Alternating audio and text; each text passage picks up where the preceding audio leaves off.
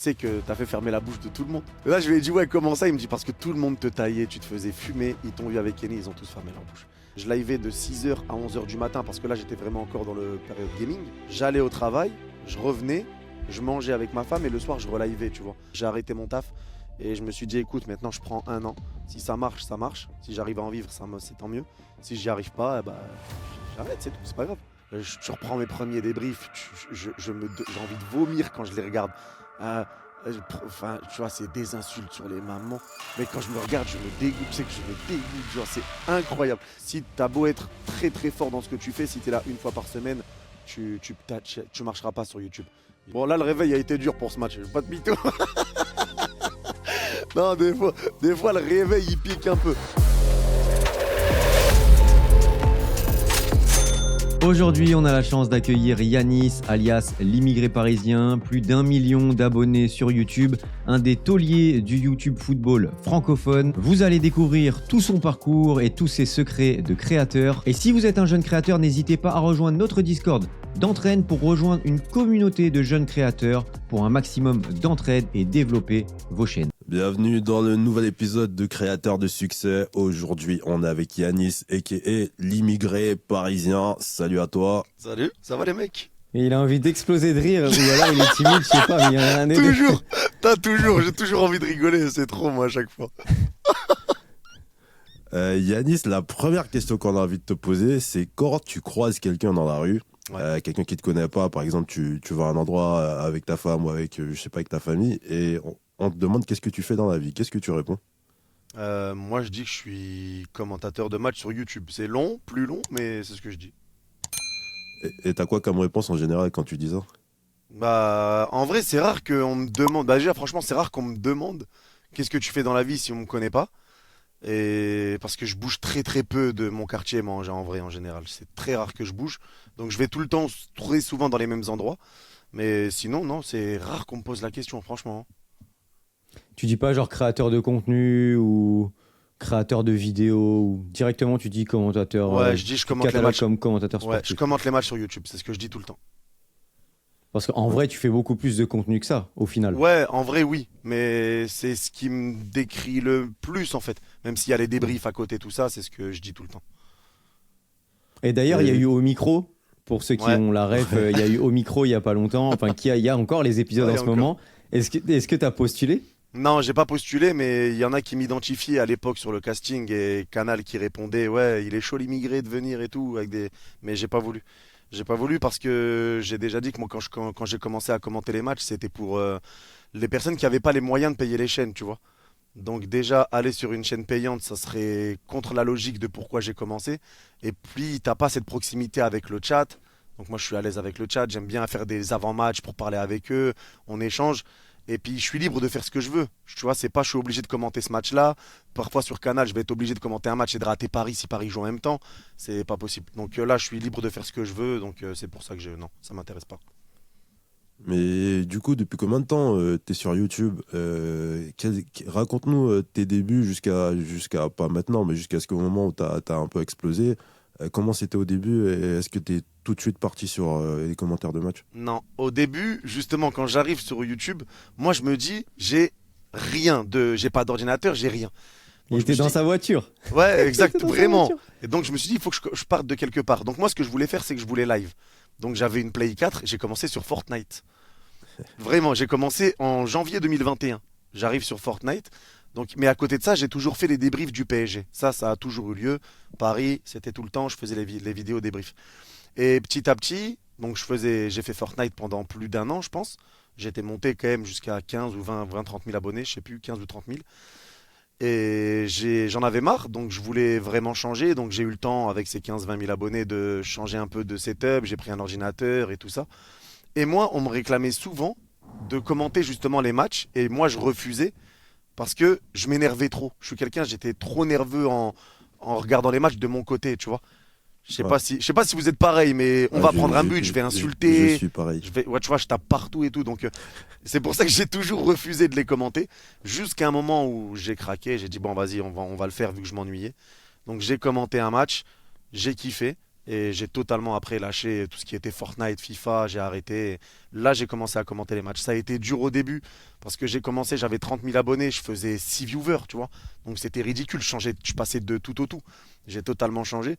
Et petit à petit, moi je kiffais, donc c'était l'essentiel. Et petit à petit, c'est monté. Mais franchement, c'est monté très vite au tout début. Et les gens qui étaient autour de toi, c'était quoi leur réaction? Parce que il me semble que j'avais regardé, je regardais tes lives, je me rappelle plus lequel, c'était il y a longtemps. Et il me semble que tu avais dit qu'il y avait des mecs de ta ville qui te taillaient quand tu as lancé ta chaîne YouTube. Ouais. Est-ce que tu peux nous raconter tout ça? Non mais ça, en vrai, c'est parce que moi, j'ai le quartier, j'y suis beaucoup moins proche, tu vois. Ouais. J'ai complètement, depuis que je suis marié, tout ça, donc beaucoup moins proche. Mais eux, ils sont toujours là-bas. Donc, en gros, quand j'ai commencé, moi, je l'ai dit à personne, pas ma famille, pas mes potes, et même ma femme, je voulais pas lui dire, mais j'ai pas tenu, je lui ai dit le jour même. Donc, je voulais avoir une base avant de le dire. Je suis arrivé, je lui ai dit, ouais, y a personne qui me suit et tout, c'est chaud, tu vois. Donc, je l'ai quand même dit à ma femme, c'était la seule à le savoir. Et au final, rapidement, en plus, ça s'est su très vite sur un débrief de Paris, justement. Il y a quelqu'un de mon quartier qui est tombé sur la vidéo. Donc moi j'ai eu écho de quelqu'un dont je suis encore proche, mais moi je vais pas là-bas parce que je sais qu'il m'aurait fumé, tu vois. Tu vois, tu connais les quartiers et Ouais. ça te taille H24. Donc j'ai pas voulu y aller, mais après, tu vois, j'ai eu écho que ça se moquait de moi, que ça rigolait, mais je le savais. Donc c'est pour ça que je voulais pas le dire. Jusqu'au moment où je tombe nez à nez avec quelqu'un avec qui j'ai grandi du coup dans mon quartier. C'était après mon premier live que j'ai fait avec Mohamed Eni sur Ouais. le truc, sur le plateau. Et à ce moment-là, il me croise et il me dit, tu sais que t'as fait fermer la bouche de tout le monde. Et je lui ai dit, là je lui ai dit, ouais, comment ça? Il me dit, parce que tout le monde te taillait, tu te faisais fumer, ils t'ont vu avec Kenny, ils ont tous fermé leur bouche. Et c'est là qu'en vrai, ils ont compris, même si en vrai, j'avais déjà bien Ouais, évolué ouais, déjà avant. avant ça, Ouais. ouais, ouais. Mais pour eux, tu vois, qui sont loin des réseaux et tout, tu vois, les questions qu'ils me posent, c'est, tu peux vraiment gagner ta vie avec ça et tout. Tu vois, ils sont loin de tout ça. Donc c'est vraiment à partir de ce moment-là que ça a changé à leurs yeux, en tout cas. Et la première personne extérieure de tout ça, parce que là, on est sur les familles, la famille, les amis, etc. La première personne extérieure, genre le premier abonné ou quelque chose comme ça qui t'a reconnu, ça c'est arrivé rapidement ou ça a mis beaucoup de temps? Non, tu sais que je crois que ça a mis très longtemps. Je devais être à 100 000 abonnés, je crois, la première fois. Ah ouais, quand Mais même. parce que comme je t'ai dit, je bouge pas beaucoup de mon secteur. Ouais. Je vois, Genre je au fais, centre commercial ou quoi, ça t'est ouais, jamais arrivé? non. Bah après, je bouge, non, franchement, non, franchement, non. Mais je Il n'y a bouge pas de centre très peu. commercial Si, là-bas. il y a des grands, il y a des grands, il y en a des grands en plus. Je vais pas dire Mais la ville au cas où, mais. bon, ils savent, t'inquiète. Mais non, non, franchement, ouais, franchement, ça a mis beaucoup, beaucoup de temps. Ouais. Pour la première fois, ça a mis du temps.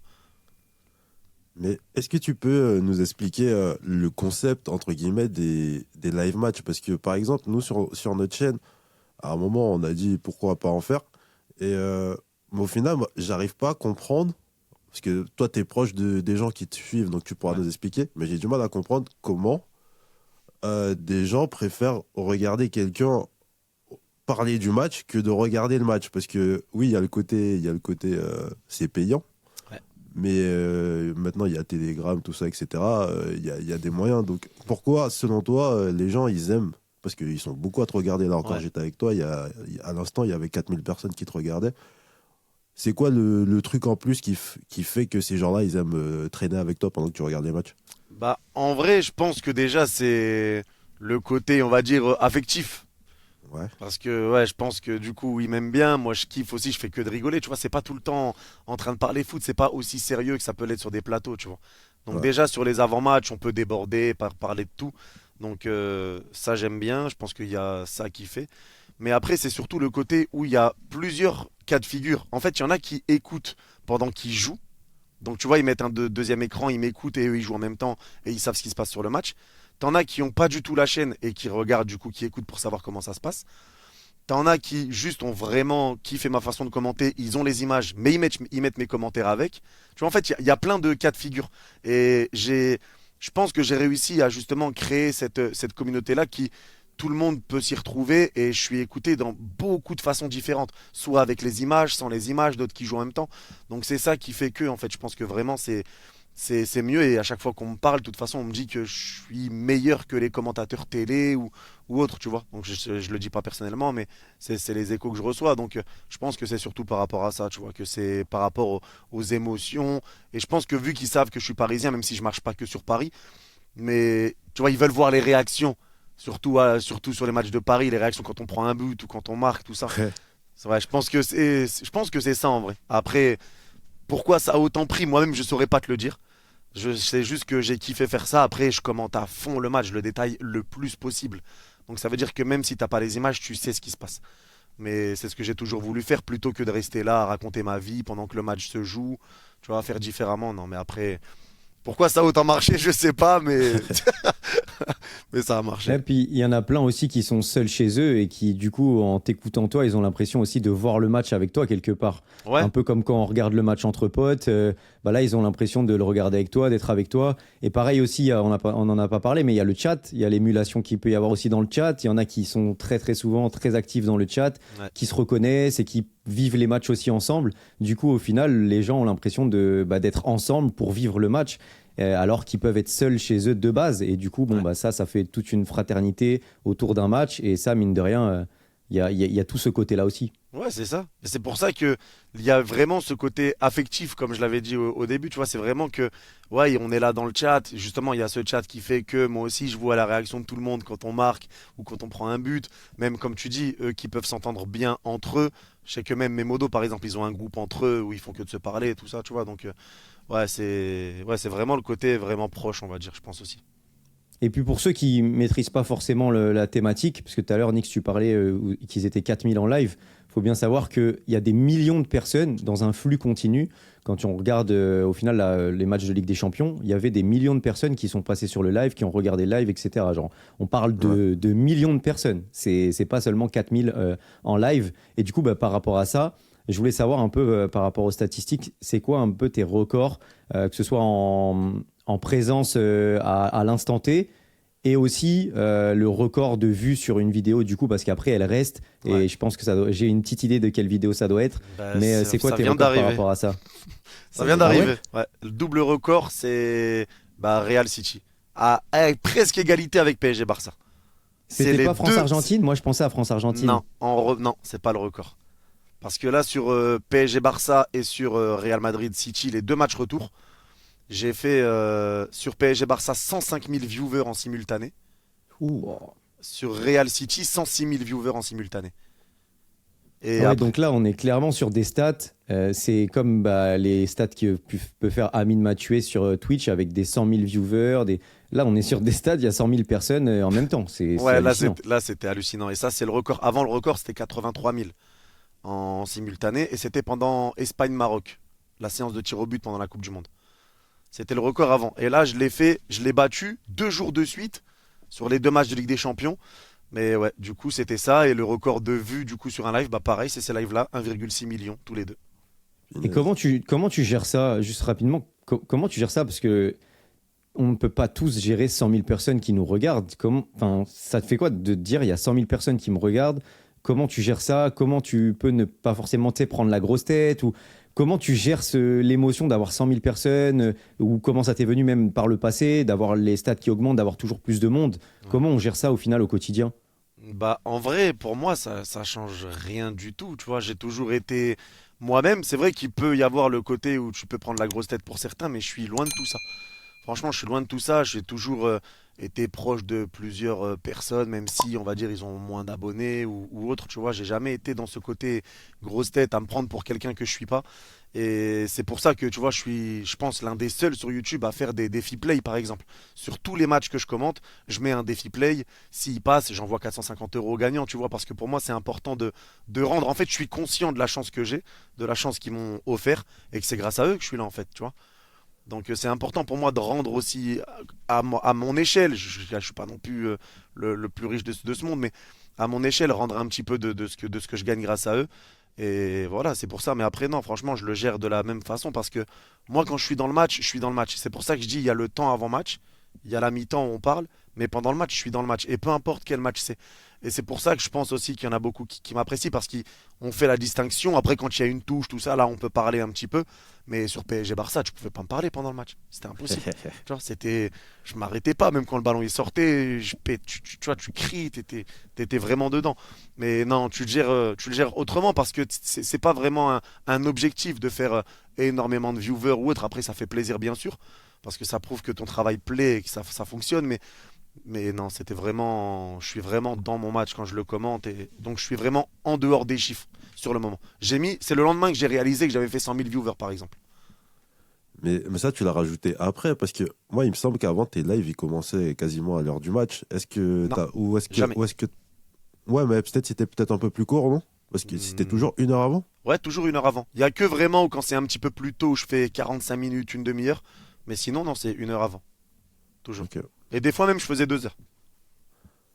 Et tu te rappelles de la première, parce que là, on a parlé du record. Est-ce que tu te rappelles de la première vidéo qui a changé ta chaîne, entre guillemets, c'est qui a tout explosé? La première, et ça va, j'espère que vous allez vous accrocher, hein. La première vidéo où j'ai monté mes stats brutalement, genre je dépassais pas les 100 viewers et j'étais à 700 sur ce match-là. C'est Marseille-Canet-Roussillon. Mais non, Ah, je te jure. mais non, mais c'est Ouais. incroyable. Ouais, je te jure. Marseille-Canet-Roussillon, j'étais monté à 700 viewers. Il me semble que c'était le premier match où vraiment j'étais monté haut. Et après, c'était sur mes débuts, c'était l'Atlético aussi. La saison où l'Atlético prend le titre. Tu vois, ça fait que les concurrents, je pense, suivaient beaucoup. Et là, je montais à 1000 viewers. C'était l'Atlético qui m'a fait mon premier 1000 viewers. C'est un match de l'Atlético. Tu vois. Ah ouais, je vois. Mais Marseille, c'est un des seuls matchs que tu as commencé que tu as commenté de l'OM, c'est l'un à des part seuls. Et Ouais, je voulais ok. même pas le commenter. Pour l'anecdote, je voulais même pas le commenter. Mais ma femme me disait non, fais-le pas, allez, ça sert à rien. Mais je me disais, s'ils sortent, qu'est-ce qu'on va rigoler, tu vois. Et je sais pas, j'avais ce petit feeling qu'ils allaient sortir, donc je l'ai fait. Et là, ce live-là, je l'ai lancé tardivement. Par contre, j'ai fait une demi-heure d'avant-match. Je l'ai lancé tardivement. Et qu'est-ce qu'on a rigolé quand ils sont sortis. Mais c'est pour ça, non, c'était marrant. Mais ouais, c'est le premier live qui a fait débloquer beaucoup de viewers. Ouais. Et combien de temps après ça que tu t'es dit que ça pourrait vraiment devenir une carrière? Parce que j'imagine qu'avant, c'était un plaisir, une passion. Ouais. Et au bout d'un moment, avec ce qui rentrait et les chiffres que tu faisais, c'est devenu une carrière. Mais à quel moment tu t'es dit, ah, bah peut-être que je peux faire ça en fait tout le temps? Bah en fait moi quand j'ai commencé YouTube ça a été dur parce que j'avais le travail à côté. J'avais des horaires. Hello, c'est Mm. nous. Ouais, Rico. salut. Salut, c'est nous. Vas-y, continue. Ouais, ouais, c'est compliqué, ce truc-là c'est dur mais vraiment. Et en fait ça a été dur d'enchaîner parce que je faisais 5 heures midi ou 13 heures 19 heures ça dépendait. Et d'enchaîner entre les lives. En fait je commençais, par exemple quand je commençais l'après-midi, je livais de 6 heures à 11 heures du matin parce que là j'étais vraiment encore dans le période gaming. J'allais au travail, je revenais, je mangeais avec ma femme et le soir je relivais, tu vois. Donc ça a été dur pour ma femme, elle a eu du mal, elle m'a toujours encouragé, mais il y a eu une période au tout début où ça a été très dur parce que je la voyais plus du tout limite, tu vois. Et elle était tout le temps dans son coin, moi dans le mien, et ça a été très très dur. Mais après, à quel moment j'ai su que ça allait marcher, je sais pas parce que j'ai arrêté mon taf et je me suis dit, écoute, maintenant je prends 1 an. Si ça marche, ça marche. Si j'arrive à en vivre, c'est tant mieux. Si j'y arrive pas, eh ben, j'arrête, c'est tout, c'est pas grave. Et voilà, donc ça a marché. Mais là, je te le dis honnêtement, c'est que si jamais ça, maintenant YouTube, par exemple, tu peux plus en vivre ou il n'y a plus de revenus publicitaires ou tout ce que tu veux, je ferai moins de live, c'est normal, mais je continuerai de vivre les matchs au moins du PSG avec le chat, tu vois. C'est intéressant ce que tu dis parce que moi j'ai toujours voulu te poser la question. Après, je me suis dit, elle est un peu indiscrète, donc je vais pas la poser, mais vu que tu l'as abordée. Et c'est fou, tout le temps j'en parle avec Rekoba parce que lui il est célibataire, il a pas ce genre de problème. mais, mais, Faut aller chez le genre, coiffeur, gérer peut-être, un tu vas taf, serrer. Ah, l'enfoiré. gérer un taf, gérer un taf plus YouTube, plus être marié à côté, ça demande un certain talent d'organisation, de gestion. De ouf. Et etc. Moi, comme je lui dis souvent, j'ai déjà dit ici, d'ailleurs, parfois j'ai du mal parce que ça fait beaucoup. Mais toi, à ce moment-là, parce que je pense qu'on n'est pas les seuls dans ce cas, il y en a plein. Ouais. Quel conseil que tu peux donner aux gens qui vivent ce que tu as vécu à l'époque au niveau de la gestion et tout? Bah, moi, justement, ce que je dis, je l'ai déjà dit et que je répète souvent, c'est faut surtout pas lâcher son truc principal. C'est-à-dire, si c'est l'école, surtout pas lâcher l'école. Si c'est le taf, surtout pas lâcher le taf. Faut vraiment réussir à combiner les deux. C'est dur. Ça va être de la souffrance selon le nombre de temps que tu passes en live, tu vois. Mais ça va être très dur, ça va être épuisant physiquement, ça va être peut-être dur aussi pour la vie de couple. Et là, il faut faire très attention parce qu'il y en a qui partent, hein. Je connais pas mal de personnes qui, au début, ils sont séparés tellement ça a été dur. Donc il faut vraiment réussir à bien jongler, bien faire le yo-yo entre les deux, mais surtout garder sa sécurité, que ça soit école ou taf. Et après, bah, si jamais ça prend, mais voilà, là tu peux commencer à faire un choix, un réel choix qui te regardera que toi. Mais au début, c'est vraiment surtout gérer les deux. Et ça a été très dur. Je pense que toi, tu le vis encore de toute façon. Ouais. Donc tu sais à quel point c'est compliqué quand même. Donc ouais, non, franchement, moi je sais que j'ai eu beaucoup de mal. Mais ouais, je suis resté parce que je kiffais en fait. Et voilà. Mais c'est ça, il y a le côté où tu kiffes, et en même temps, il y a le côté où tu te dis, bon, mon mariage, il est important. Donc au final, tu kiffes ton truc, mais des fois, tu as l'impression d'être égoïste. Tu dis, bah oui, mais ma femme, elle mérite que je passe du temps avec elle aussi. Bah, en même temps, il faut développer le business, mais si je me mets pas à 100%, par exemple, bah du coup, est-ce que ça vaut le coup de perdre du temps avec ma famille et ma femme, par exemple, pour un truc que du coup je passe pas assez de temps dessus, donc il va jamais se développer. Donc au final, t'es toujours entre les deux, Ouais. et c'est un peu compliqué parce que tu peux pas lui dire je vais faire ça 1 heure dans la semaine et ça va exploser un jour, c'est pas possible, ça existe pas ça. Ouais, c'est clair. Bah, après, il te faut un maximum d'organisation aussi, hein, surtout quand tu as une femme ou des enfants, c'est encore plus compliqué, surtout si tu as le boulot aussi à côté. Donc là, forcément, tu vas devoir gérer ton temps au mieux, sinon t'es cuit, c'est ton taf qui va en payer les conséquences, c'est ta famille aussi, ta femme si tu en as une. Donc forcément, il y a beaucoup, beaucoup d'organisation, mais c'est souvent quand même le même schéma. Comme l'a dit l'immigré parisien, à un moment donné, faut pas tout lâcher dès le début, il faut vivre d'abord le truc, même si c'est épuisant, même si c'est beaucoup d'heures, même si c'est beaucoup de sacrifices. Et après, à partir d'un certain temps, si tu veux vraiment essayer de passer le step supérieur, c'est vrai qu'il y en a beaucoup qui se lancent à 100%, qui se donnent une période, une deadline pour voir s'ils sont capables d'aller plus haut. Et je pense qu'au final, c'est le meilleur compromis. D'abord, ne pas lâcher le travail, ne pas lâcher les études, aller au bout de ça, aller au bout aussi de ce que tu as pu essayer en faisant les deux. Et puis après, si tu veux tenter l'expérience à 100%, parce que très souvent, si tu arrives à bien bosser et que tu es à fond dans ton projet et que tu es passionné, tu peux y arriver à 100%, encore mieux. Ben là, pourquoi pas après pouvoir en vivre. Mais c'est vrai qu'il faut bien gérer les deux. Ouais. Euh, Tu faisais plutôt que des live commentaires avant, enfin ces derniers temps. Et là, je pense que ces derniers mois, j'ai remarqué une petite diversification. J'ai l'impression que tu varies beaucoup plus les vidéos. Je vois plus de vidéos courtes, par exemple. Tu vas faire un live et derrière, tu vas faire une vidéo courte derrière qui fait 10-15 minutes où tu vas débrief un peu le live. Mhm. Je sais pas, j'ai l'impression de plus te voir sur TikTok. D'ailleurs, ça, c'est un truc qui me fascine parce que ta communauté, elle est tellement grande sur YouTube que, en fait, il y a des mecs qui travaillent pour toi gratuitement. C'est-à-dire que je vois ta tête partout, mais c'est pas toi qui fais les montages. C'est un truc, c'est exceptionnel. Sur TikTok aussi, hein. Sur les shorts YouTube, sur les vidéos YouTube, sur les shorts, Ouais. les TikTok, les bêtisiers, il y a l'immigré parisien partout, mais c'est pas lui, tu sais. Ouais, c'est pas mon compte. Mais après, ça, justement, par rapport à TikTok, c'est parce que moi, je leur ai donné l'accord de reprendre des clips de mes lives parce que je pense que oui, c'est vrai que pour moi, il y a le côté où ça me donne plus de visibilité, ça c'est sûr, c'est indéniable, mais vraiment et sincèrement, c'est pas par rapport à ça que je les laisse faire. C'est vraiment dans le sens où moi, s'il y a des personnes qui sont en galère, tu vois, qui arrivent pas à se payer, qui sont étudiants pour les courses, etc. Je sais que le monde commence à partir en cacahuète et au niveau des revenus, c'est compliqué. Moi, quand il y a des personnes qui m'envoient des messages et qui me disent, ouais, Yanis, j'ai acheté une voiture à ma mère et c'est réel, tu vois, je reçois des messages sur des personnes qui reprennent des clips. Moi, ça me fait kiffer. Et c'est des gens qui arrivent à pouvoir vivre un petit peu plus, de s'en sortir un peu plus. Donc, ils restent sur mes lives, ils passent un bon moment, ils prennent un petit clip, ils mettent sur TikTok, ils prennent un peu d'argent. Donc, je peux pas enlever ça. Je peux pas leur enlever ça. Tu vois, moi, du moment que tu te fais pas passer pour moi, que tu te fais pas semblant que c'est mon compte officiel et tout, moi, ça me dérange pas. Donc, vraiment, c'est pour ça, s'il y a des gens qui arrivent à se faire de l'argent, moi, je suis très content pour eux, vraiment. Ouais, mais pour revenir au côté business, pourquoi toi, par exemple, tu t'es mis sur TikTok plus, j'ai l'impression récemment, pareil pour ce que je t'ai dit sur YouTube. On pourrait se dire que ça y est, t'as tapé les 1 million, bah, tu te mets en autopilote, tu fais tes petits lives de match quand tu veux, et puis voilà, tu cherches pas plus loin à encore développer le truc. Pourquoi, toi, ça te motive?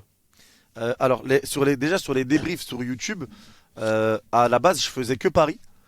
Ouais. C'est vrai. Et après, ça fait, je crois, presque 2 ans maintenant où j'ai dit que j'allais débriefer les autres matchs, les autres équipes. Mais dès qu'un match m'intéressait, tu vois, je le fais pas tout le temps. Je vais pas débriefer tous les matchs du Barça par exemple ou du Real. Mais Paris, je débriefe 100%. Les autres, ça dépend. S'il y a un match qui a été fou, un match dont j'ai envie de parler aussi en vidéo, là, je le fais. Donc, je suis un peu plus en roue libre à ce niveau-là. Donc, j'ai débriefé Real City aller-retour, tu vois, les classicos, tout ça. Donc, ouais, à ce niveau-là, je fais plus de vidéos. Ça, c'est vrai. Je fais des vidéos analyse que je faisais pas avant. Peut-être des vidéos un peu plus avant-match aussi, tu vois. Donc, c'est vrai que je fais plus de vidéos. Et après, sur TikTok, je suis arrivé, là, quand je l'ouvre, moi, c'est pour justement arrêter que les gens se prennent pour moi, juste pour avoir un compte officiel en fait. Parce que ça, c'était le gros problème quand je le lançais pas, parce que j'ai jamais voulu avoir TikTok. Et c'était le gros problème que je rencontrais, c'était qu'il y avait beaucoup de personnes qui me disaient ouais, lui il se fait passer pour toi, lui il se fait passer pour toi. Donc je l'ai créé juste pour ça. Et après, bah, on a mis les sur TikTok, moi je mets que mes réactions des matchs. Je remets mes débriefs que je mets sur YouTube. Et voilà, et ça monte comme ça, tranquillement. Et au moins, moi j'ai mon compte officiel avec mes réactions, mes débriefs et les passages des clips, etc. qui s'est passé en live. Ça, c'est les autres qui s'en occupent. Réussir sur YouTube et dans la création de contenu, c'est aussi savoir s'éduquer pour améliorer ses compétences, toujours apprendre, toujours se renouveler. Et quoi de mieux aujourd'hui que notre partenaire Audible qui vous offre, avec le lien en description, un livre audio. Et ça tombe bien parce qu'en plus, on l'a sélectionné pour vous, pour réussir et avoir toutes les clés pour réussir sur YouTube. Mais là, j'ai une question pour toi, c'est est-ce que tu as encore faim, entre guillemets? Parce que, genre, quand tu atteint 1 million d'abonnés, comment, genre, tu te réveilles et tu te dis, vas-y, je vais aller chercher les 2 millions? Non. Là, tu vis très bien, machin, là, tu es bien, tu pourrais continuer comme ça. Où est-ce que tu trouves la motivation de continuer à vouloir exposer le truc? Bah, en vrai, moi, je te dis la vérité, le million, c'était pas un objectif, déjà Ok, de base. Moi, j'avais pour objectif, je l'ai toujours dit, le truc qui me faisait kiffer parce que c'était la finalité, l'accomplissement, on va dire, de ce que je faisais, de ce que je voulais, c'était les 100 000. Tu vois, le trophée des 100 000. À partir de là, je l'ai toujours dit, j'ai plus aucun objectif sur YouTube.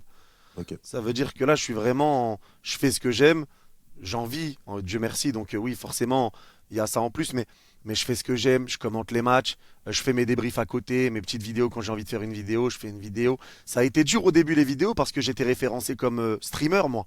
C'est Donc ça. tu vois, j'avais des 100 000, j'avais 100 000 abonnés au début, je faisais des moins de vues que des personnes qui avaient 7 000, 8 000, tu vois. Mais encore une fois, je m'arrêtais pas à ça. Je continuais, je le faisais parce que j'ai kiffé. Et si tu kiffes pas, si tu t'arrêtes qu'aux vues, qu'aux stats, t'avanceras jamais. T'avanceras jamais. Ça, c'est vraiment une réalité. J'ai jamais fait attention aux stats. Jamais. Et au final, bah, j'ai toujours continué. Et au final, maintenant, tu vois, les vidéos sont aussi bien référencées que mes lives, j'ai envie de dire. Donc, ouais, non, mais c'est vraiment c'était vraiment le côté kiff. Là, les 2 millions, c'est pas un objectif. Tout ce qui est en plus, c'est du plus en termes d'abonnés, tout ça. Moi, tout ce que je veux, c'est kiffer. Je fais mon live, ça marche. On profite tant que ça marche. Je me régale à passer ces moments-là avec ceux qui sont là sur le moment du match, etc. Et c'est tout. Mais franchement, pas d'objectif supplémentaire. Et tu viens de donner raison à Recoba. Parce que justement, on a un débat là-dessus. Et je crois que c'était cette semaine, justement, on en parlait. On disait pourquoi notre chaîne live, quand on fait des vidéos, il y a des impressions, elles sont très basses. On comprend pas. On se dit, mais on a quand même assez d'abonnés pour avoir plus d'impressions que ça.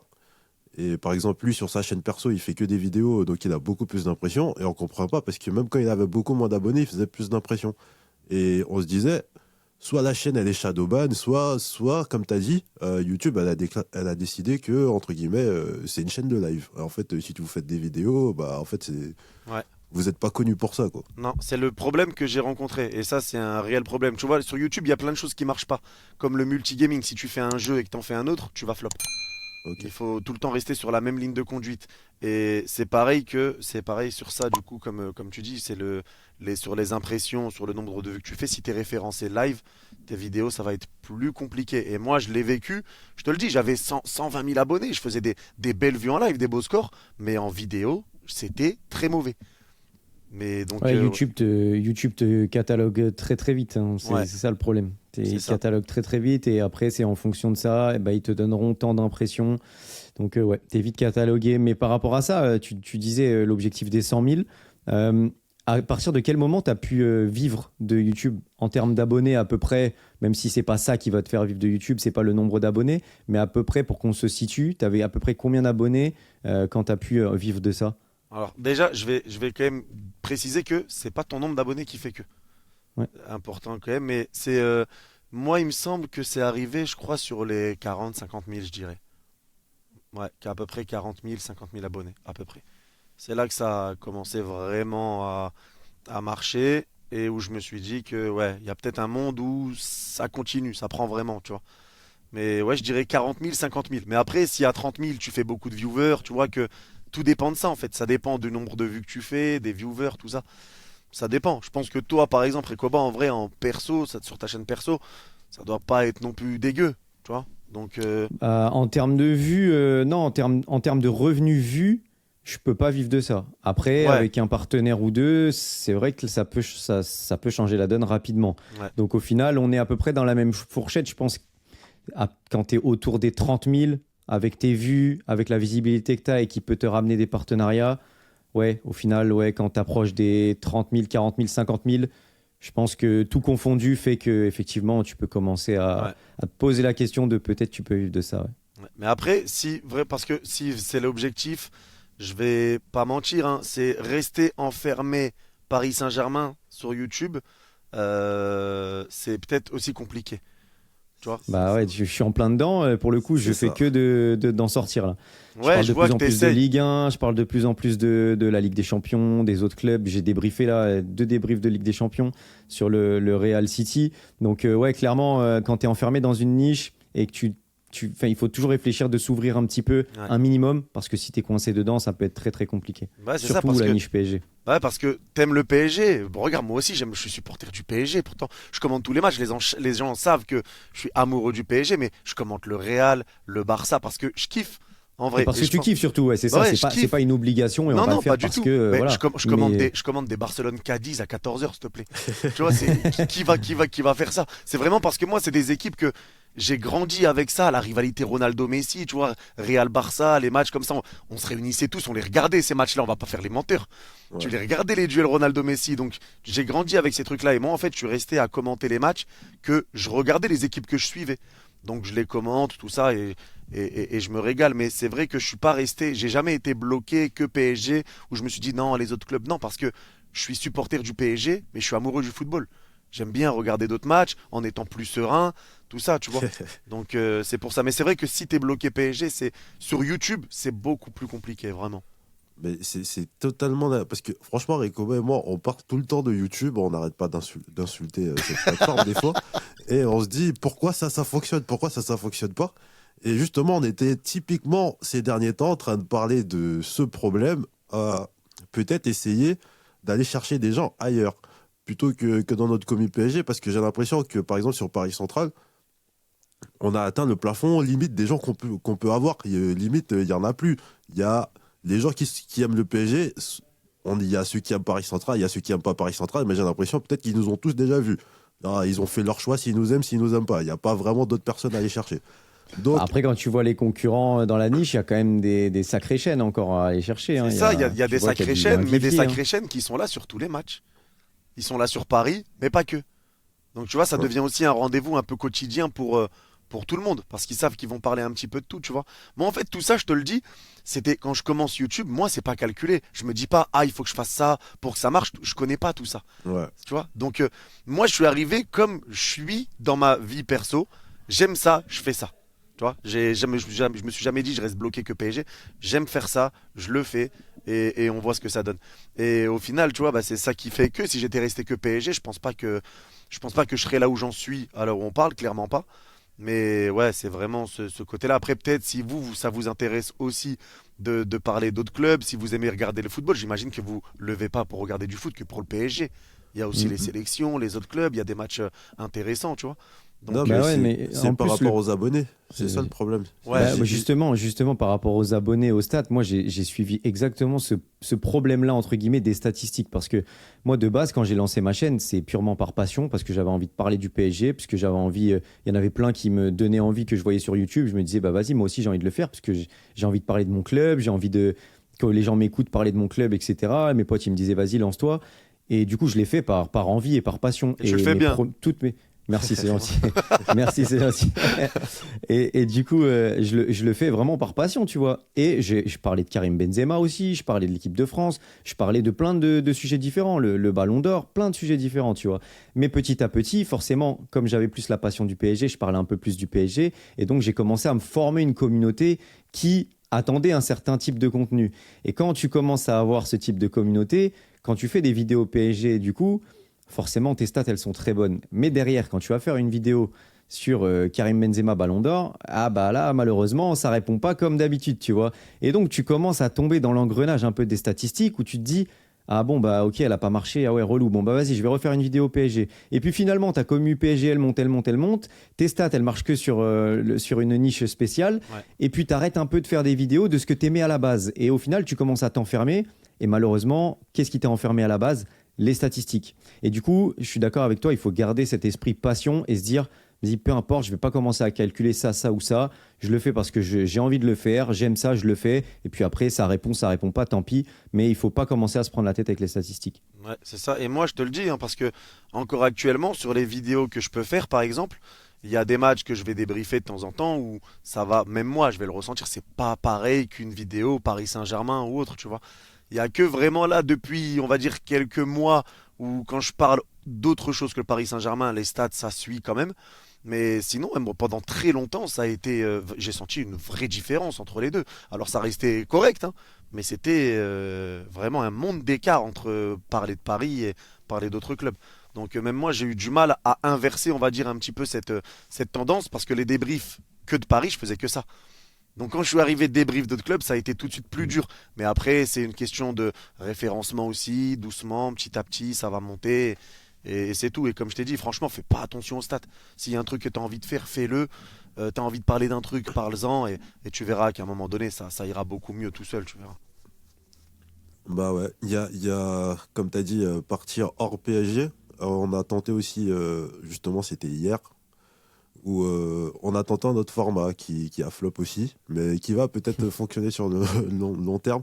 En, en fait, on a fait une vidéo sur le PSG, mais que d'autres personnes auraient peut-être envie de regarder. C'était un top 5 des plus gros dérapages du PSG. Genre, on s'est dit, ça, c'est une vidéo. Du coup, même si t'es pas parisien, t'as envie de la regarder, tu vois. C'est limite vidéo gag, qu'est-ce qui se passe, pourquoi, enfin, qu'est-ce Ça qui se reste passe quand dans même ce une petite club. niche PSG quand même. Ouais, mais C'est un tu peu te dis, histoire PSG, quoi. Ouais. ouais, mais tu te dis peut-être qu'il y a quelqu'un d'autre, même un Marseillais, un truc comme ça, il va se dire, ah, on va rire des Parisiens. Qu'est-ce qui se passe dans leur club? Mais c'est pas évident. Ouais, mais c'est dur, c'est normal. C'est le début, c'est le temps de la transition, on va dire. Parce que si vous êtes arrivé que PSG au début, c'est juste une temps de transition.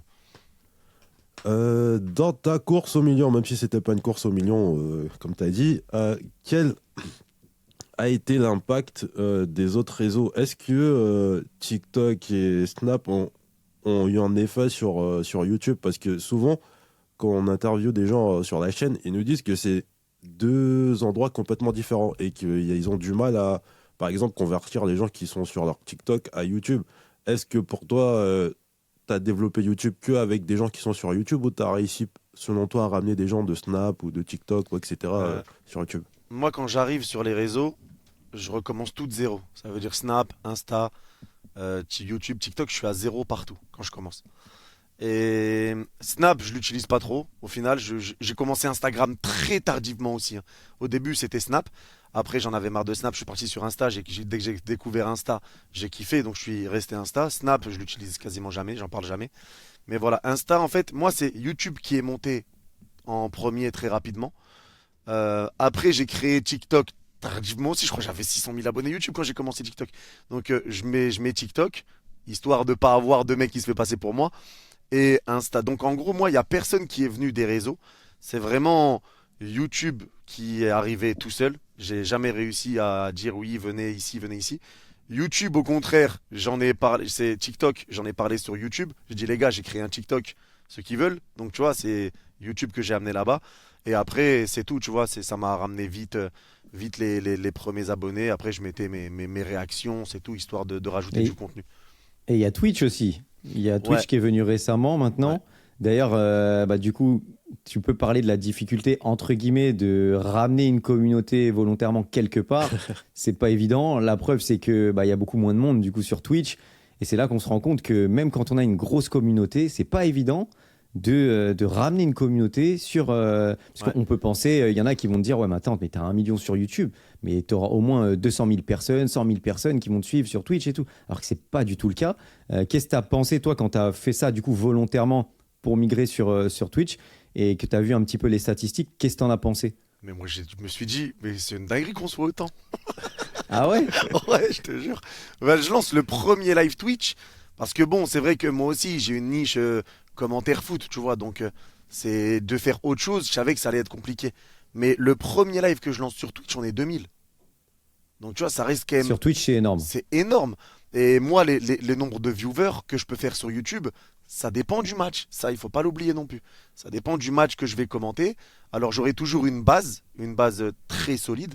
Mais tu vois, par exemple, là, City, Chelsea, FA Cup, on est monté à 5000. Tu vois, en fait, ça dépend vraiment, vraiment du match que je vais faire. Mais là, quand je suis arrivé sur Twitch, non, j'ai vu, on était 2000. J'étais choqué. J'étais choqué. Là, on a réussi à monter je crois, un peu plus de 40 000 abonnés sur Twitch. J'ai fait un live hier, avant-hier, on regardait les résumés des matchs de LDC, on était 2800. Enfin, tu vois, c'est des stats extraordinaires sur Twitch, on va pas se mentir. Et je fais un live par semaine, voire par mois. Et les gens suivent quand même. Donc non, franchement, à ce niveau-là, je peux pas me plaindre. J'ai eu du monde sur Twitch. Donc je peux pas dire la difficulté de renvoyer les gens. Je le pensais. Mais au final, non, franchement, ça a suivi et je m'y attendais pas pour le coup. Ouais, ça doit dépendre aussi de l'engagement de ta communauté, je Ouais. pense, mais et du contenu aussi que tu comptes proposer sur la nouvelle plateforme. Mais du coup, par rapport à ça, pourquoi avoir choisi Twitch, même si j'ai ma petite idée, mais du coup, pourquoi avoir choisi Twitch? Pour regarder les résumés des LDC et des Ouais, par émissions. rapport au droit, du coup. Ouais, c'est par rapport au droit, parce que je le savais que quand je l'ai lancé, au début, je lance sur FIFA pour faire un petit pack opening pour rigoler, tu vois. Et après, bon, je me dis que pour regarder les matchs de LDC, c'est cool, faire un peu du react à des émissions, c'est ce que je voulais faire. Je voulais vraiment faire un truc qui n'a rien à voir avec ma chaîne YouTube. Et ça, je l'ai toujours dit. Sur Twitch, on fait complètement autre chose. On rigole, on regardait Pascal le grand frère ou les trucs vraiment. Et au final, ouais, non, ça plaît, ça suit. Et on rigole vraiment bien. En vrai, je kiffe. En vrai, je kiffe. Parce que c'est vraiment deux mondes complètement opposés. C'est vraiment rien à voir. Et non, franchement, je kiffe bien, ça tue.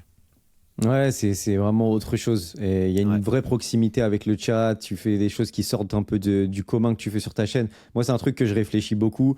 Mais justement, je réfléchis aussi par rapport aux droits. Je sais qu'il y a ma communauté sur YouTube, donc je suis proche de sur YouTube. Mais les droits font que je me dis, je vais peut-être aller sur Twitch quand même pour faire ce que j'ai envie de faire.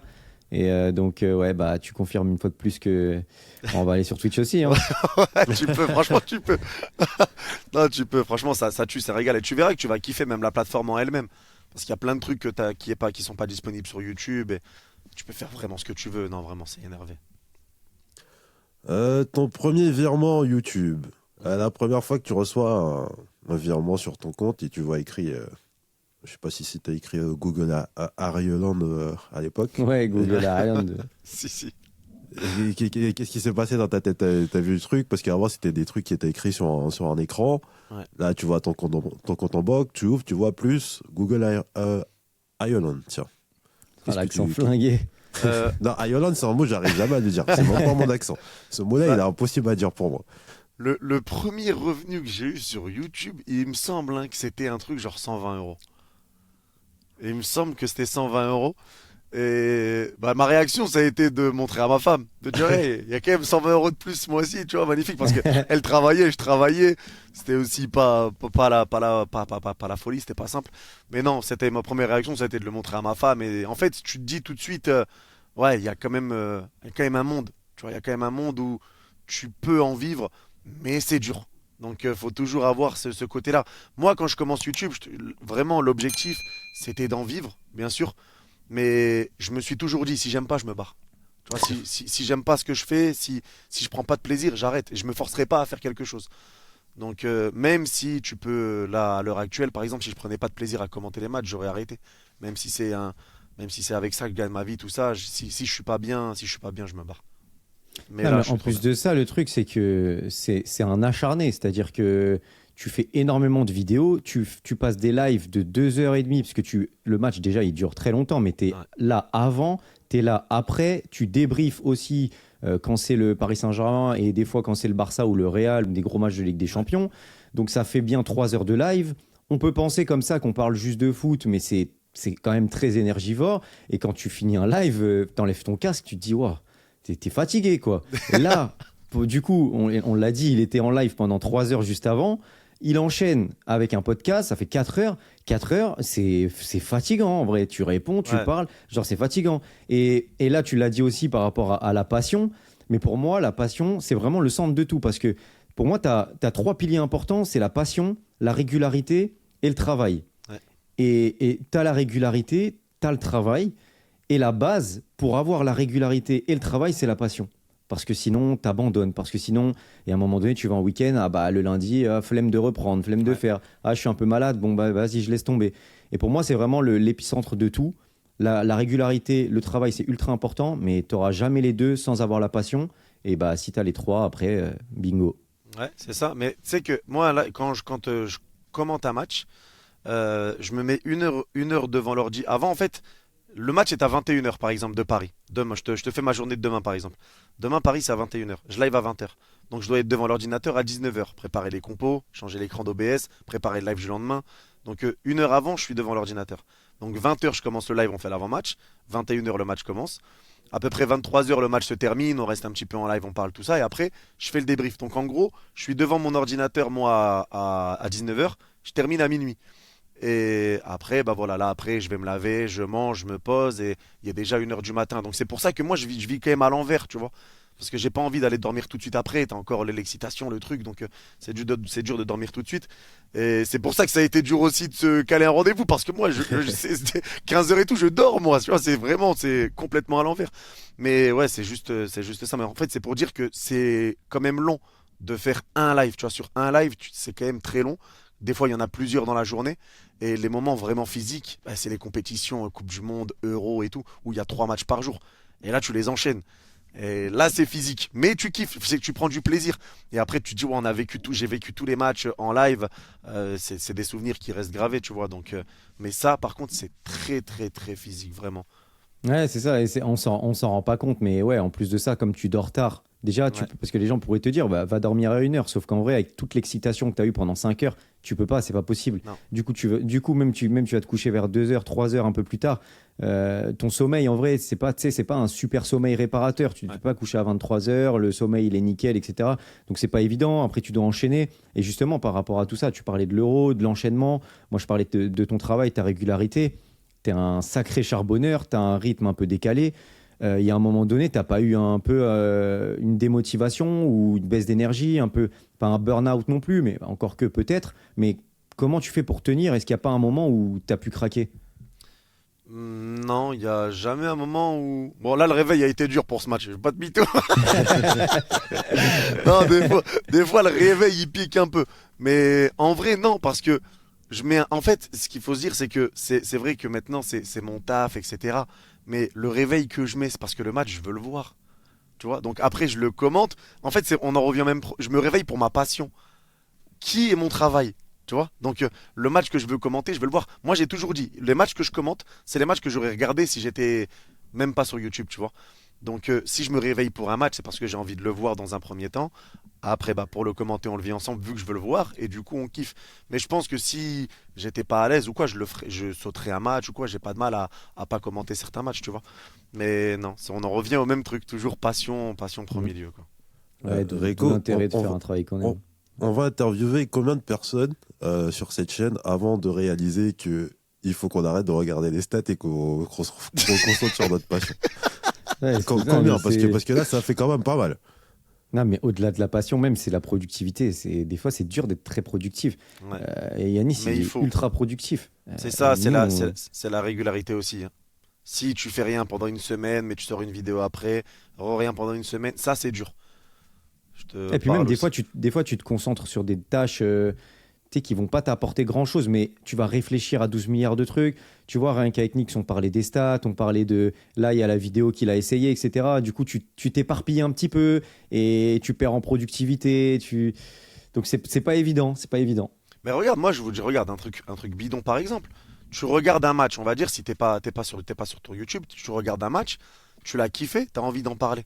Bah tu fais ton débrief, tu vois. Tu fais un débrief si tu as envie d'en parler, tu le sors, après ça marche pas, mais ça marchera tôt ou tard. Mais le truc c'est qu'il faut être quand même actif, avoir un peu cette régularité-là. Et c'est comme ça que j'ai réussi aussi à régler un peu ce problème de vidéos qui marchaient pas. C'est que j'insistais, tu vois, je le sortais, je refaisais une vidéo, une autre. Je me suis jamais forcé à faire une vidéo, à chercher un sujet quoi qu'il arrive pour en faire une. Mais c'est le football, il y a toujours un truc à dire, tu vois. Ouais. Donc je sortais une vidéo, on va dire, une fois tous les 3 4 jours. Et après, bah, ça a pris petit à petit.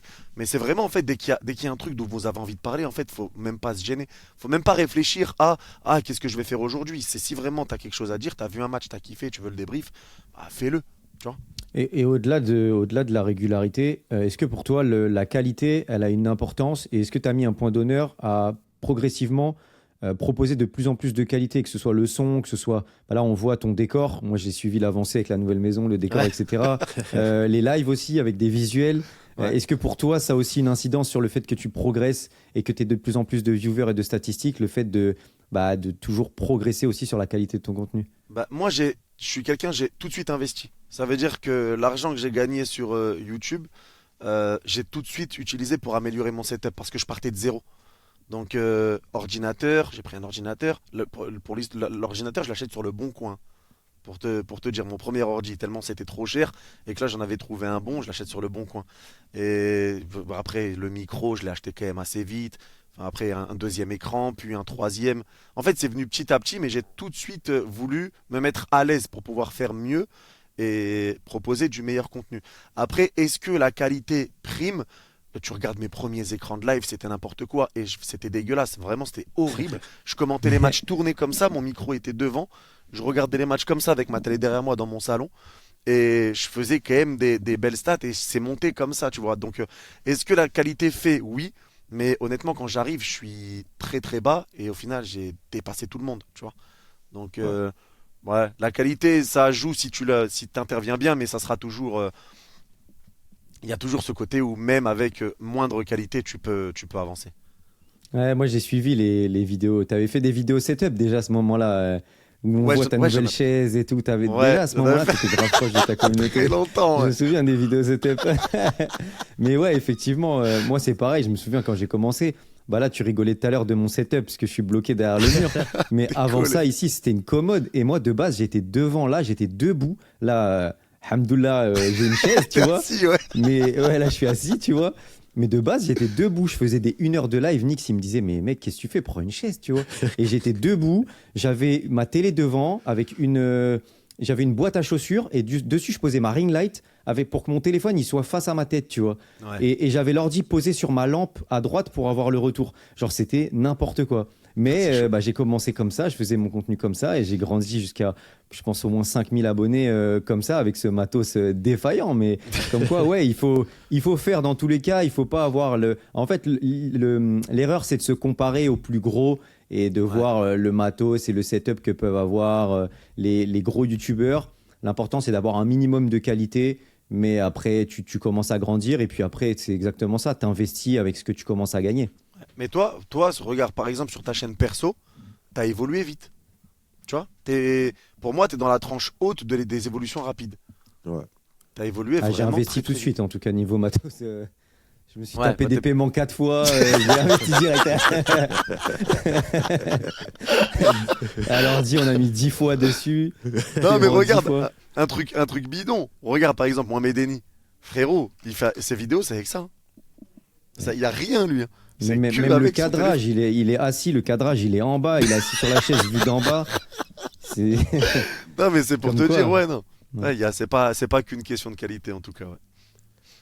Bon, si je pose pas cette question, il y a les potes de Recoba qui vont en faire des messages dans le Discord.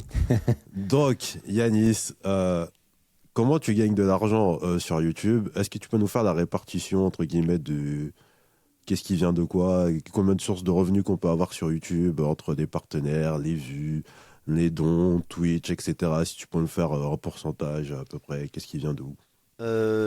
Alors c'est dur à dire parce que alors bah déjà il y a les revenus YouTube, les revenus pub, que ça soit sur vidéo ou live. Alors pendant les lives tu peux mettre des pubs en plein live, je l'ai jamais fait. Si tu viens sur mon live, tu vas prendre une pub au début éventuellement et encore c'est pas sûr, mais t'en prendras jamais pendant que t'es sur le live, ça c'est impossible. Je Et vais les arrêter, vidéos, ouais, mais après, t'as dit quoi? Je vais arrêter de faire ça alors. Ah bah attends, tu mets des pubs en plein Tu live? mets des pubs pendant les lives? Bah oui. Ah Toutes bah les ça, 10 minutes. malade. Non Oh, mais le attends, gourou. ça par exemple, tu perds beaucoup de viewers en faisant ça. Ok, Tu l'as je vais déjà arrêter. remarqué ou pas? J'ai remarqué un truc récemment, c'est que je me suis dit, parce que je crois c'est quoi, on a parlé avec Riles quand il était venu sur la chaîne, il avait dit, hé les gars, au début, oubliez l'argent. Donc Ah c'est vrai. au final, moi là on est à quoi? On est à 13 000.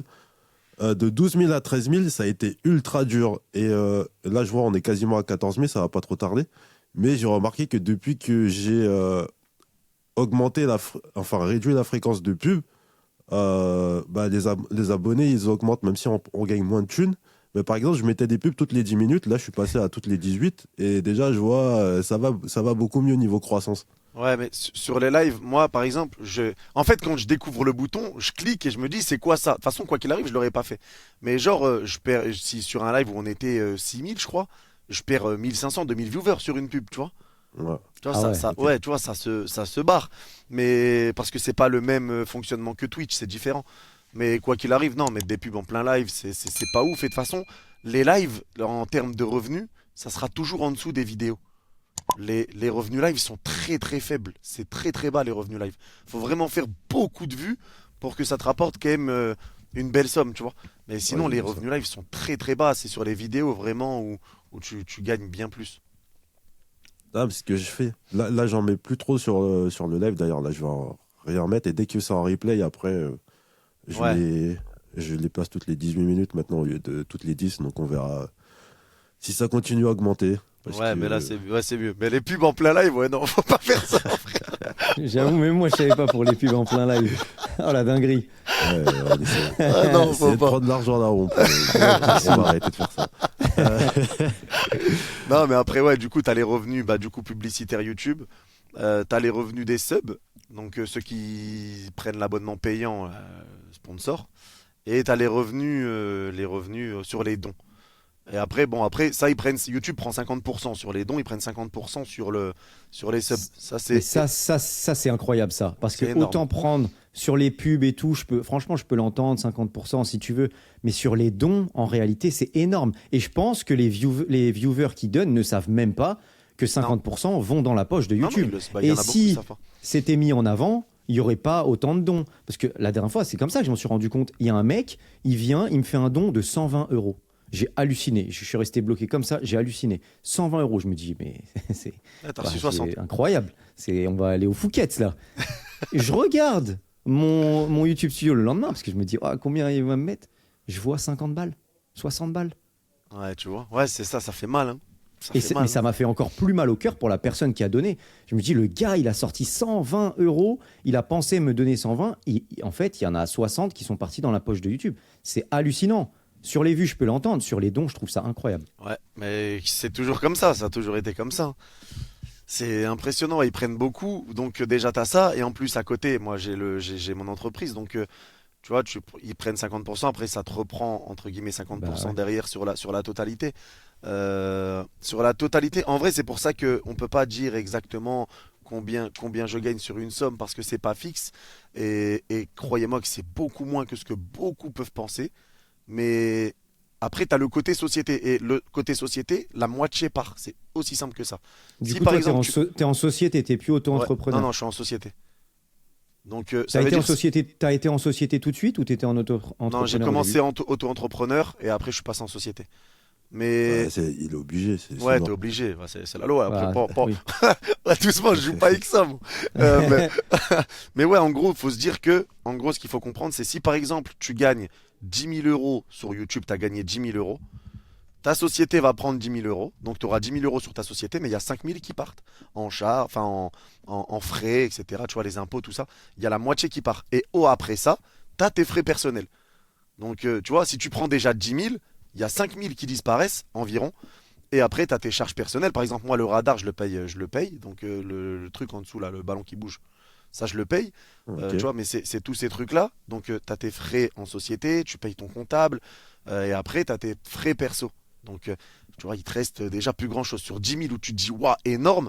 Bah, en vrai, une fois que tu as payé tous ces trucs, déjà, il te reste 3 000.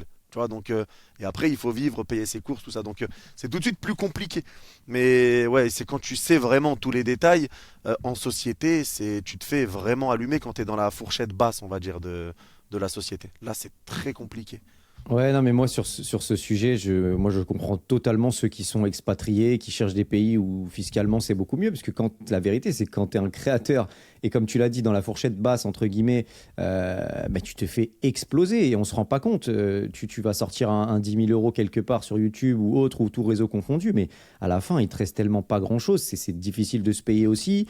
Heureusement que tu as encore le fait de pouvoir se défrayer des frais, c'est se défrayer, hein, qu'on dit. Hein.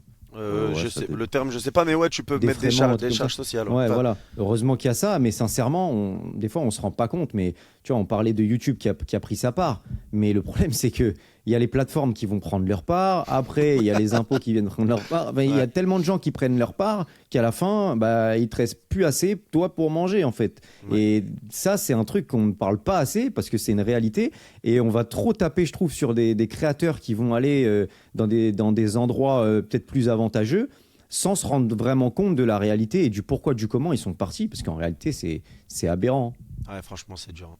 C'est dur. Après, ouais, c'est dur de bien gérer, mais c'est comme ça. Après, tout le monde les paye. Moi, j'ai jamais été dans l'optique honnêtement, de bouger de la France. Moi, j'ai ma mère qui est là, mon frère, ma soeur, tout ça. J'ai quand même ma famille qui est là, et je suis bien. Donc après, est-ce que ça vaut le coup de bouger? Des trucs que tu as en France, tu l'auras pas forcément ailleurs. Donc il y a des mauvais points peut-être sur ce point de vue-là, mais tu as aussi des avantages, on va dire. Donc moi, je suis bien ici, et c'est tout. Je paye, je me tais. Alors, je vais pas dire que ça me fait plaisir, je vais pas dire avec le sourire, mais je paye, je me tais, et c'est tout. Mais c'est vrai que c'est beaucoup. Franchement, c'est beaucoup.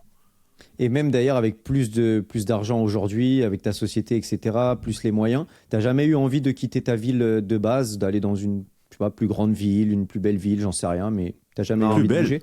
Pourquoi t'insultes sa ville comme ça? Moi, ça... Non, mais quand, tu vois, quand je parle de ça, par exemple avec ma famille, que je leur dis, parce qu'eux connaissent mes revenus, connaissent combien je paye, etc., quand ils voient ça, mais ma famille me dit, pourquoi tu pars pas, tu vois? C'est le premier truc qui leur vient.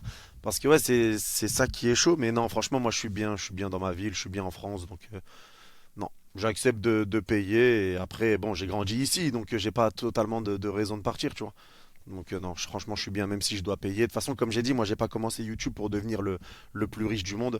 Je suis pas là pour être millionnaire ou je sais pas quoi. Si ça marche plus, ça marche plus. C'est tout. Mais je suis vraiment pas là pour être le plus riche. Et ça, je l'ai toujours dit et je le dirai toujours. Comme je t'ai dit, je mets des défis Play 5 quasiment à tous les matchs. Donc si ça, il y a des moments où il y en a trois qui sont rentrés de suite sur trois lives de suite, trois Play 5.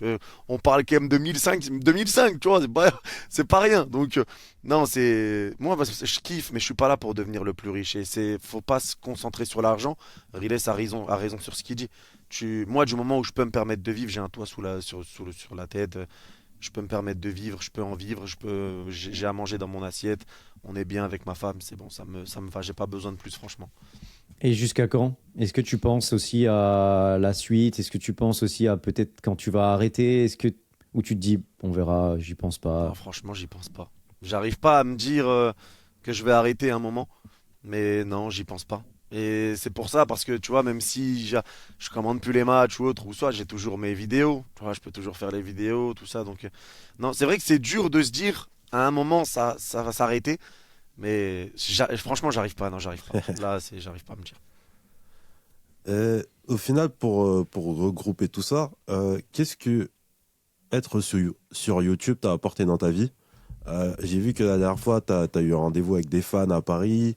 Tu fais des choses avec d'autres gros YouTubeurs, notamment Mohamed Eni. Il y en a eu d'autres. Je vois que tu t'entends bien avec Riley, Stan, tout ça, etc. Euh, Qu'est-ce que ça t'a apporté, tout ça, dans ta vie hors YouTube? Moi, YouTube, ça m'a beaucoup aidé à me calmer. Franchement. Parce que moi, quand j'arrive sur YouTube, je suis le petit rat de quartier, tu vois, à insulter les darons, tu vois. Je reprends mes premiers débriefs, j'ai envie de vomir quand je les regarde. Euh, Enfin, tu vois, c'est des insultes Ah, sur les les débriefs mamans. dans la voiture, c'était quelque chose. Mais quand je me regarde, je me dégoûte, tu sais que je me dégoûte, genre c'est incroyable. Et ouais, ça m'a beaucoup aidé à me calmer, à être vraiment beaucoup plus, on va dire, tranquille. Parce qu'avant, tu sais, je fumais même la chicha en live. Et je Ouais. recevais des messages, ouais frérot, je te connais pas, mais mon frère il suit tes lives, est-ce que tu peux arrêter de fumer en live et tout. Tu vois, en fait, c'était vraiment, je suis arrivé comme j'étais. Mais c'était peut-être trop. Ah, les insultes sur les mers, fumer, de faire des trucs comme ça, c'était pas bon.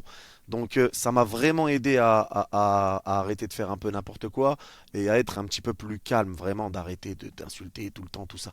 Ça m'a vraiment aidé à me calmer, à me canaliser. Et ça, je l'ai toujours dit. Donc ça, c'est grâce à YouTube, c'est grâce aux gens qui m'ont suivi, au chat, tout ça. Et malgré que je faisais tout ça, bah, ça montait quand même, tu vois. Donc c'est parce que les gens savaient que je restais moi-même, mais c'était trop. Il y a quand même une image à donner, il y a quand même des choses à pas dire. Donc je me suis remis en question beaucoup. Ça m'a vraiment aidé sur mon comportement personnel, moi perso. Ok. Et côté professionnel, pour terminer ce live, quelles expériences que tu n'aurais pas vécues sans YouTube? Parce que la dernière fois, avec Riles, il a eu une expérience de fou au Santiago Bernabéu. Toi, je suis sûr qu'il y a d'autres choses que tu as vécues que peut-être tu n'aurais pas vécues si tu n'avais pas été sur YouTube. Une expérience que je te jure que je vois pas, hein. Bah, Bah, il y a déjà, eu le vos Red histoires Star de récemment. combat de Il y sumo a eu le Red Star récemment. Ouais, il y a eu Ah, le ouais, match c'est Mohamed humain. Eni. Ouais, bah après, bah Mohamed Eni, je l'aurais pas, bah forcément, mais Riles, je l'aurais pas connu si j'étais pas sur YouTube. Enfin, je serais pas avec vous si j'étais pas sur YouTube. Enfin, Ouais. YouTube, quand t'es avec d'autres YouTubeurs, je considère pas réellement ça comme une expérience. Après, moi, Riles, c'est quelqu'un que j'aime beaucoup, mais il y a pas que lui. Logito, Stan, tu vois, c'est des gens que j'aime beaucoup, que je connais vraiment personnellement. Donc, non, eux, je les aime bien et je les aurais pas connus. C'était pas le cas, c'est pareil pour Momo Eni. Mohamed Eni, moi, c'est quelqu'un, pas pareil, je l'aurais pas connu sans YouTube. Mais ce mec-là, c'est vraiment un bon. Et on peut ne pas le croire ou autre, tu vois, quand tu vois ses vidéos, peut-être qu'il va rendre fou avec à parler de Paris, tout ça. Mais je l'ai déjà dit et je le répète, c'est l'un des mecs les plus gentils que j'ai vu de toute ma vie. Mais vraiment de toute ma vie. C'est un gars qui a toujours été bienveillant, qui m'a toujours donné des conseils. Quand j'avais des problèmes, il m'appelait à 2 heures du matin, 3 heures du matin, il a toujours été là. C'est vraiment un bon gars et très content de l'avoir connu. Donc ouais, moi si je dois retenir quelque chose de YouTube, c'est plus le côté rencontre que j'ai pu faire. Mais après, moi, en termes de partenariat, tout ça, j'ai pas eu grand-chose. J'ai mon partenariat avec Winamax. Mais sinon, il n'y a rien eu, à part OneFootball avant. Je sais pas si vous avez connu OneFootball aussi. Ouais. Ouais, OneFootball, ouais. Ouais, bah, j'avais OneFootball et Winamax. Sinon, j'ai rien eu sur YouTube en partenariat. Et j'ai plus d'1 million d'abonnés, tu vois. Donc, C'est incroyable. T'as jamais eu de vêtements, de choses, de j'ai eu des bagues, propositions. de tondeuses ou... Ah, t'as déjà eu des J'ai eu propositions. des propositions. Mais tu vois, les ventes de faux maillots, c'est pas mon truc. Moi, Ouais, non, les maillots, ouais. ouais, tu vois, ça, j'ai pas voulu faire. Il y a des trucs. Mais toi qui vas souvent chez le barbeur, par exemple, t'as jamais un mec qui a dit des tondeuses ou tu vois, je sais pas, Philippe, ou tu sais, tu vois. Non, j'ai pas trop fait gaffe. Après, là, j'ai pris un agent du coup pour gérer un peu plus. Donc il y a peut-être des trucs en cours, après on verra d'ici là, mais c'est vrai que j'ai jamais été trop tourné sur partenariat, etc. Et de toute façon, moi j'ai jamais été dans l'optique de carotter les gens. J'ai vu de près un peu tous ceux qui mettaient des douilles à l'époque, tu vois. Donc non, moi si je parle de quelque chose, c'est vraiment quelque chose où je suis assez tranquille et où je sais qu'il n'y a pas d'arnaque ou autre, tu vois, comme les faux maillots, il y en a que ça peut intéresser, mais moi c'est pas mon délire et j'ai pas envie de le faire, ça reste illégal encore, je crois, de toute façon. Ouais. Bah ouais, Donc, ouais. c'est Complètement. pour ça que je fais pas tout ça. Mm. Ouais, la consommation, ça me dérange pas non plus, mais en faire la promo et surtout gagner de l'argent derrière là-dessus, moi, Ouais. ça me dérange. Ouais. Mais t'as dit que tu avais pris un agent. Pourquoi? Est-ce que c'est eux qui sont venus vers toi? Est-ce que c'est toi qui en as cherché un? Et pourquoi, du coup, cette décision de prendre un agent? Bah, c'est pour défendre tes intérêts en fait. Donc c'est lui qui a des relations. En fait, un agent a des relations déjà de base. Donc il va t'aider à trouver éventuellement des partenariats, tout ça. C'est lui qui parle en ton nom sur des négociations de contrats ou autres que tu peux avoir avec des partenaires. Et ça te décharge en fait. Ça te décharge parce que... Vas-y, vas-y. Non, non, j'ai dit, ça te décharge en fait parce que quand tu dois gérer tout ça tout seul, c'est compliqué. Et moi, j'ai toujours eu une crainte, c'est les mails pirates qui piratent ta chaîne là. Ouais. C'est Ouais. pour ça et je te jure que je pense que c'est pour ça que j'ai fait zéro partenariat au-delà de Winamax et OneFootball parce que je ne crois rien. J'ai toujours été comme ça. Tu m'envoies une demande, je crois que tu te fous de ma gueule. Donc si Ouais. t'as un lien, déjà, je vais pas cliquer dessus. Moi non Et- plus. ouais, tu vois, j'ai toujours eu Ouais, peur de ça. clairement. Donc j'ai pris un agent pour qu'il puisse gérer tout ça. Et après, voilà, on me l'avait conseillé. Donc j'ai été avec lui et ça se passe bien. Donc non, nickel. Ah, j'ai eu la même chose tout à l'heure avec Canal. Et pourtant, dis-toi, c'est Canal, un mail officiel de Canal, juste parce que j'ai pris MyCanal pour le foot. Et il me dit confirme ton compte et tout. Bah, j'ai pas cliqué. J'ai été d'abord moi-même sur Canal, mon compte pour le faire, tu vois. Donc, quoi, j'ai vraiment pas confiance. Ouais, non, ça fait flipper, ça fait flipper. En tout cas, Yanis, moi, je trouve que tu as toujours été bienveillant avec tous les gens de la commune. Je me rappelle, je sais pas, on devait avoir 3000, 4000 abonnés. Tu venais dans nos lives Paris Central, tu mettais des commentaires, on disait Eh oh, il y a des migrants parisiens avec et tout. Et on s'attendait pas à ça. Et donc, du coup, c'est vraiment un plaisir de t'avoir. Ouais, je peux Dans témoigner cette pareil. émission. J'avais vu, il m'avait commenté un sondage, je crois, ou un commentaire. J'avais peut-être 2000 abonnés ou 3000 abonnés. Je pensais que c'était un fake de base, l'immigré parisien, parce que du coup, je vois la petite coche à côté. Je me dis, oh là, Ah ouais, je l'avais commenté normal en plus. Je t'avais même pas dit bonjour, je crois. Il a pop nulle part, comme si je me suis dit, ouais, c'est incroyable. Et en plus, mais j'ai plein de potes qui le suivaient et tout. Je dis, oh, regardez, il y a qui a commenté. Là, c'était incroyable. Et En puis, plus, il je t'avais était venu envoyé un aussi message en DM. Twitter. Ouais. Ouais, en DM Twitter, il m'avait envoyé un message et tout. Donc, tout à l'heure, quand tu parlais d'être proche et de rester d'être quelqu'un de normal et d'être proche de tout le monde et tout, bah ouais, je peux témoigner pour le coup. Hein. Ah ouais, franchement, ça c'est vraiment pour le côté humain, le côté affectif, c'est important. Si tu rencontres des bonnes personnes, c'est l'essentiel. Aussi, tu es aussi là pour faire des rencontres. Et moi, je l'ai dit, c'est vrai que Paris Central, je voyais déjà les émissions, j'ai déjà été là, comme tu l'as dit. Après, Rekoba, moi, je l'ai toujours dit aussi, c'est quelqu'un qui est bon dans ce qu'il fait, en fait. Tu vois, ses vidéos sont vraiment agréables à suivre, en vrai. Mais ouais, c'est pas une question d'abonnés ou d'autres, c'est à partir du moment où tu connais quelqu'un, tu peux échanger normal sur son contenu et peu importe combien il a d'abonnés, moi je m'en fous, j'ai jamais calculé ça vraiment. Si t'as aimé cette interview de l'immigré parisien, t'aimeras aussi celle de Riles ou celle de Alex de Castro, deux autres youtubeurs qui vivent de leur passion pour le foot sur YouTube.